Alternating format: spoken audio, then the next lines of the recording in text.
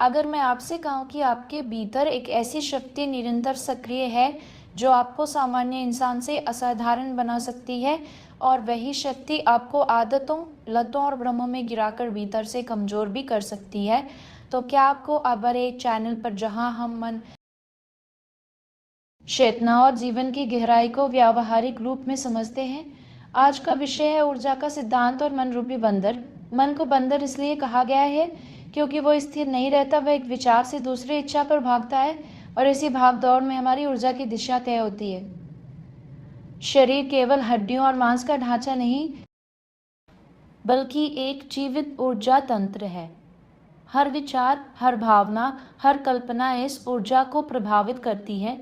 जब मन लक्ष्य पर केंद्रित होता है, जब व्यक्ति संयम रखता है, जब विचार साफ और उद्देश्य स्पष्ट होता है, तब वही ऊर्जा ऊपर उठने लगती है।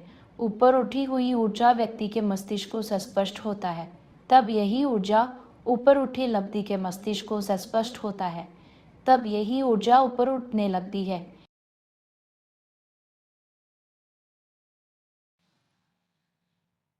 आकर्षण पैदा करती है। ऐसा व्यक्ति प्रतिक्रियाओं में आकर्षण पैदा करती है। ऐसा व्यक्ति प्रतिक्रियाओं में नहीं बहता, वह परिस्थितियों को देखता है, समझता है और सजग होकर कार्य करता है। उसकी वाणी में स्थिरता होती है, व्यवहार में धैर्य होता है और भीतर आत्मविश्वास का स्थायी स्रोत विकसित होता है। ऊर्जा ऊपर उठने का अर्थ है कि इच्छा नियंत्रण में है और लक्ष्य प्राथमिकता में है। जब व्यक्ति अपने समय का सम्मान करता है, शरीर को अनुशासन में रखता है, उत्तेजक और भटकाने वाले कंटेंट से दूरी बनाता है, उत्तेजक और भटकाने वाले कंटेंट से दूरी बनाता है, उत्तेजक और भटकाने वाले कंटेंट से दूरी बनाता है, कि इच्छाएं नियंत्रण में है और ध्यान करता है, तब वो उसकी जीवन शक्ति ऊपर की दिशा में प्रवाहित होती है।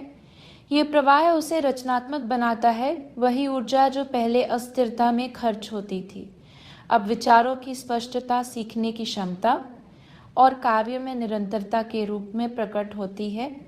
धीरे धीरे व्यक्ति में नेतृत्व के गुण आते हैं, उसका आत्मसंयम बढ़ता है और वह परिस्थितियों का शिकार नहीं बल्कि निर्माता बनता है। यह अवस्था देवतुल्य इसलिए कही जाती है क्योंकि इसमें करुणा, संयम, विवेक और शक्ति का संतुलन होता है। यह व्यक्ति भाग्य को दोष नहीं देता, वह और दिशा से परिणाम बनाता है। इसके विपरीत जब मनरूपी बंदर बिना नियंत्रण के भटकता है, जब व्यक्ति बार बार कामुक विचारों, त्वरित सुखों, आलस्य और तुलना में उलझता है, तब ऊर्जा नीचे की ओर गिरने लगती है। नीचे गिरती ऊर्जा सबसे पहले ध्यान को कमजोर करती है। व्यक्ति लंबे समय तक किसी लक्ष्य पर टिक नहीं पाता, फिर निर्णय क्षमता डगमगाने लगती है। नीचे गिरती ऊर्जा सबसे पहले ध्यान को कमजोर करती है।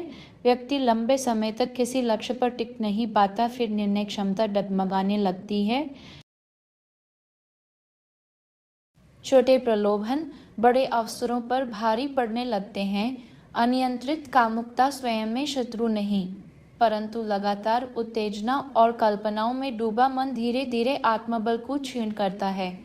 शरीर थका हुआ महसूस करता है, चेहरा निस्तेज होता है, चेहरा निस्तेज होता है, चेहरा निस्तेज होता है, आत्मविश्वास घटता है और व्यक्ति को भीतर से खालीपन घेरने लगता है।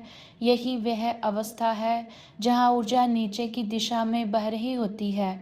नीचे गिरी ऊर्जा व्यक्ति को क्षणिक आनंद के चक्र में फंसा देती है। थोड़े समय का सुख, फिर अपराध बोध, फिर दोबारा वही आकर्षण।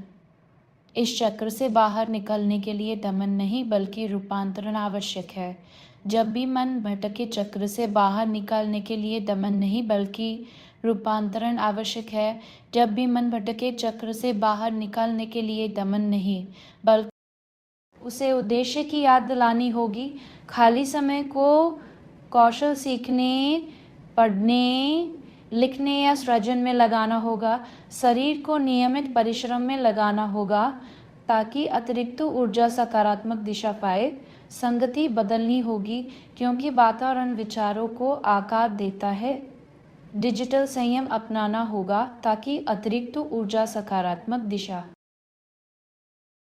क्योंकि आंखें ही मन के लिए द्वार हैं। धीरे धीरे मन समझता है कि वह मालिक नहीं, साधन है। ऊर्जा का नियम सरल है। जहाँ ध्यान जाता है ऊर्जा बहती है। जहाँ ऊर्जा बहती है ऊर्जा ऊपर उठेगी और व्यक्तित्व ऊंचा बनेगा। यदि ध्यान केवल इंद्रिय सुखों पर होगा तो ऊर्जा नीचे जाएगी और क्षमता सिकुड़ जाएगी। आपके भीतर दोनों संभावनाएं मौजूद हैं। निर्णय हर दिन हर क्षण आपके छोटे छोटे चुनावों से होता है। मन को बांधना नहीं, प्रशिक्षित करना है। ऊर्जा को रोकना नहीं, दिशा देनी है। यदि आपको ये ज्ञान उपयोगी लगा हो तो वीडियो को लाइक करें, चैनल को सब्सक्राइब करें और कमेंट में लिखें, मैं अपनी ऊर्जा को ऊपर उठाऊंगा।